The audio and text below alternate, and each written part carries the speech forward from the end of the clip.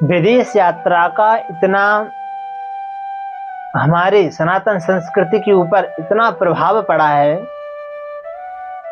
कि सब लोग विदेश जाना चाहते हैं और बड़े बड़े वक्ता भी विदेश जा रहे हैं।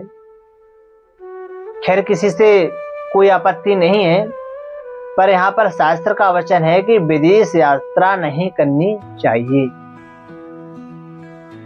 ये जो मान्य शंकराचार्य हों और बड़े कोई आचार्य पीठ हों, बड़े आचार्य पीठ कैसे? आचार्य चाहे बड़े या छोटे नहीं होते, वो शास्त्र के कितने अनुकूल चल रहे हैं वो देखना पड़ता है। स्वामी विद्याभास्कर जी हैं, राघवाचार्य जी हैं, निग्रहाचार्य जी हैं, और भी शंकराचार्य जी हैं। और जो पहले शंकराचार्य विदेश यात्रा गए हैं, उन्होंने फिर अपनी पदवी छोड़ी। तो विदेश यात्रा क्यों नहीं करनी चाहिए? क्योंकि विदेश यात्रा भोग भूमि है।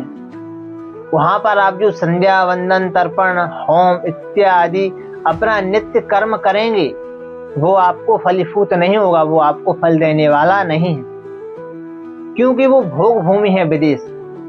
और भारत में आप अपनी संध्या वंदन तर्पण नित्य कर्म जो भी आपका है वो आप करते हैं, तो भारत कर्म भूमि है हमारा। तो कर्म भूमि में आप जो कर्म कर रहे हैं उसका फल मिलेगा। पर जो आचार्य विदेश चले जाते हैं या अभी जो जा रहे हैं, उसमें सिर्फ इतना ही दोष है कि उनका जो नित्य नैमित्तिक कर्म है वो निष्फल है महाराज, वो निष्फल हो जाता है।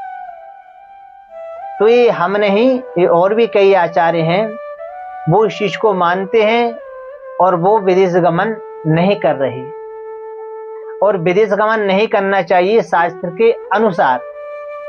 और अभी तो देखना पड़ेगा कि किस व्यक्ति के जीवन में कितना शास्त्र है, शास्त्र के अनुकूल वो आचरण कर रहा है।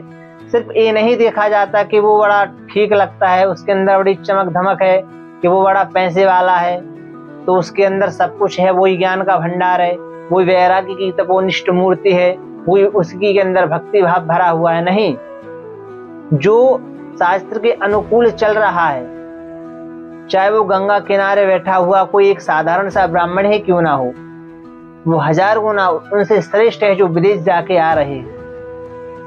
विदेश गमन इसलिए नहीं करना चाहिए कि हमारी नित्य नैमित्तिक कर्म का लोप हो जाता है, क्योंकि वो भोग भूमि है और भारत कर्म भूमि है।